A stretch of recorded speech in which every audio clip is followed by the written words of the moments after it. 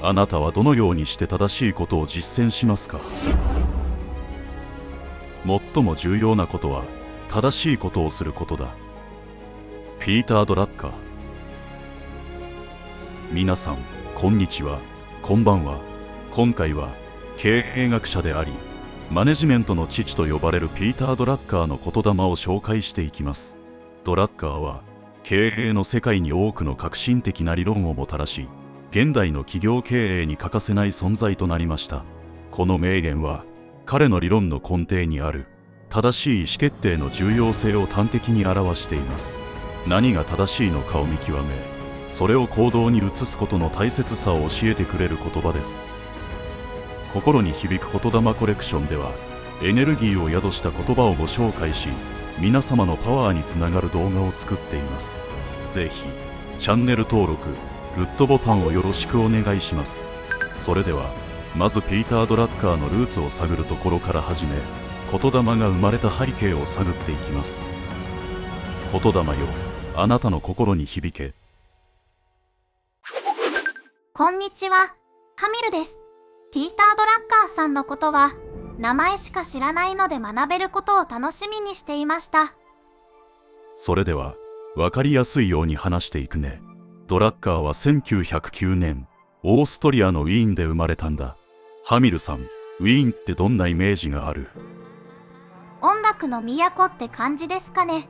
モーツァルトとか有名だし。その通り。ウィーンは文化や芸術が盛んな都市だったから、幼い頃のドラッカーも知識や文化を吸収しやすい環境で育ったんだ。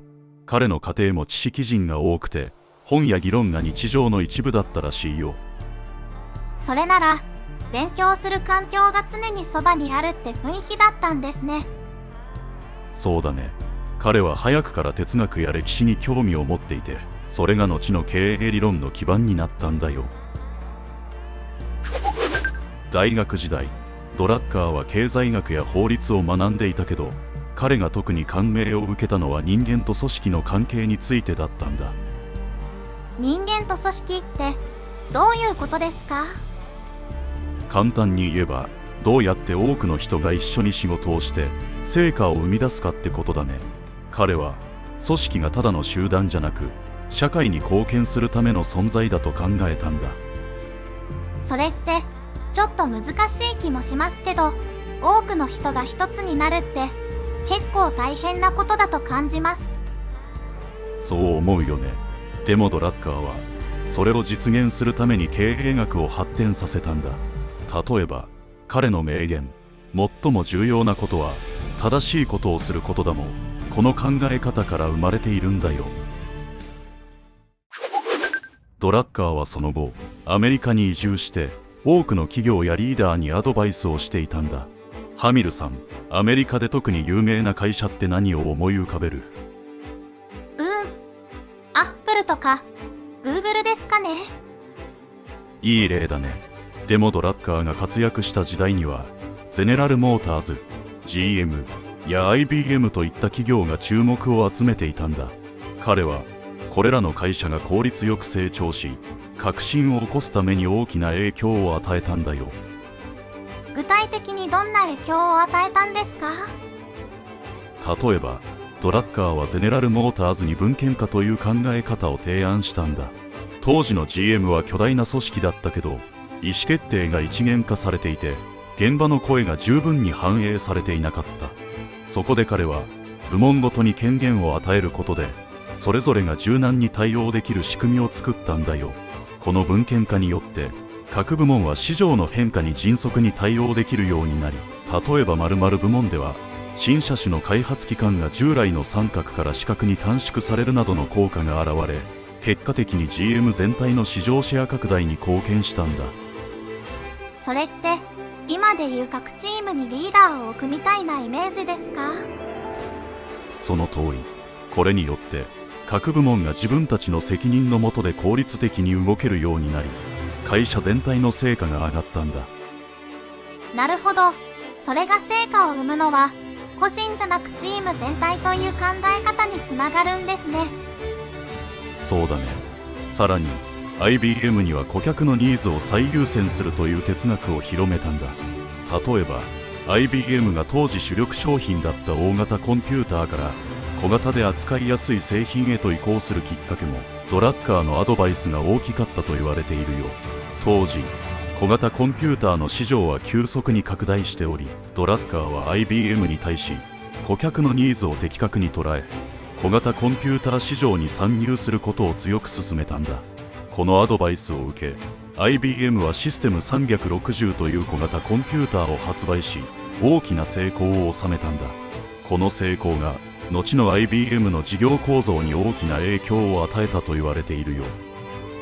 ただ技術を売るだけじゃなくて、顧客が何を必要としているかを考えるように促したんですね。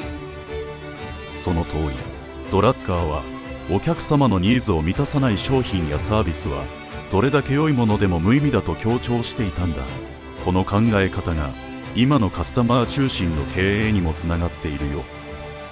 企業の規模や売るものが変わっても、ドラッカーの考え方って生きているんですね。そうだね。ドラッカーのアドバイスはただ理論的なものじゃなくて、現実の企業の成功に直結する実践的なものだったんだ。彼が提唱した文献化や顧客ニーズの重視といった考え方は現代のマネジメントにおける基本原則となっており、事業部性や顧客中心主義といった概念はドラッカーの思想が基盤となっていると言っても過言ではないんだ。この影響力が彼をマネジメントの父と呼ばせる理由の一つでもあるね。ドラッカーの言霊、最も重要なことは正しいことをすることだ。この言葉を聞いてハミルさんはどう思う？すごくシンプルだけど奥が深そうですよね。正しいことをするって簡単そうで難しい気がします。まさにその通りだよ。ドラッカーが言いたかったのは、何が正しいかを見極め、それを実行する勇気を持つことが大切だということなんだ。つまりただ決断するだけじゃなくて、正しい判断をすることが求められるんですね。そうなんだ。これはどの場面でもリーダーや組織が直面する革新的な課題と言えるよ。この名言が生まれた背景には、ドラッカーが活躍していた20世紀中盤の社会状況が大きく影響しているんだ。当時は第二次世界大戦後で企業や経済が大きく変わろうとしていた時代だったよ。戦争の後ってどんな感じだったんですか？第二次世界大戦後のアメリカは戦争による大量生産システムを平和時の経済に適用しようとしていたんだ。それまでの軍需産業に依存した経済から消費者向けの商品やサービスにシフトする必要があった。でもそれに伴って企業内部では効率の悪さや無駄が問題になっていたんだよ。無駄ってどんなことがあったんですか？例えば大企業では意思決定が上層部だけで行われていたため、現場の状況が反映されない非効率さが目立ったり、経営者が短期的な利益を優先して長期的な成長を見失うことも多かったんだ。例えば当時の自動車業界では需要の急増に対応するために生産ラインの増強ばかりに目が向けられ、労働環境の改善や従業員の教育といった長期的な視点が欠けていたんだ。変化の激しい時代だったんですね。その状況でドラッカーさんはどんなアプローチを取ったんですか？ドラッカーは企業は単に利益を追求するための存在ではなく、社会に価値を提供する組織であるべきだと提唱したんだ。例えば単に安価な製品を大量生産するだけでなく、雇用を創出し地域社会に貢献したり、人々の生活を豊かにするような革新的な技術やサービスを提供することこそが企業の重要な役割だと考えたんだ。例えば労働者をただの労働力としてではなく人間として尊重することで、彼らのやる気や創造性を引き出せると説いたんだよ。具体的には労働時間や休憩時間の見直し、安全な労働環境の整備、従業員がスキルアップできる研修制度の導入などを提唱したんだ。これにより従業員のモチベーションが向上し、結果的に企業の生産性向上にもつながると考えたんだ。社会にとって何が正しいのかを考えるってことですね。それは戦後の企業にとって革新的だったんじゃないですか？まさにその通り。当時の経営者にとって社会や顧客のニーズを中心に据える発想は目新しかったんだ。この視点が多くの企業を復興させただけでなく、ドラッカーの名言、最も重要なことは正しいことをすることだという考え方の基盤にもなっているんだ。ドラッカーの名言、正しいことをするは彼の経営理論の核となる考え方だったんだ。この考え方、どこかで聞いたことがない？ちょっと抽象的すぎてあまり思いつかないです。例えば目標管理 MBO というドラッカーの有名な理論があるよ。これは組織や個人が目標を明確にしてその達成に向けて行動を管理する方法なんだ。具体的にはどういうことですか？具体的には企業が収益を増やすという漠然とした目標を掲げるのではなく、新しい市場で売上を 20% 増加させるといったように具体的で達成可能な目標を設定することが大事なんだ。そしてその目標が組織全体の方向性や社会への価値提供に一致しているかを確認していく。これが正しい目標の例だね。なるほど。目標を明確にしないとみんなが違う方向に進んでしまう可能性がありますね。その通り。ドラッカーの MBO では上司と部下が一緒に目標を設定し、目標達成に向けて役割や進捗を共有するんだ。それによってチーム全体が正しい方向に向かうことができるんだよ。これはまさに正しいことをするという考え方の実践例と言えますね。そうだね。正しい目標を設定するだけじゃなく、それを実現するための行動計画を作り、定期的に進捗をチェックすることも含まれているんだ。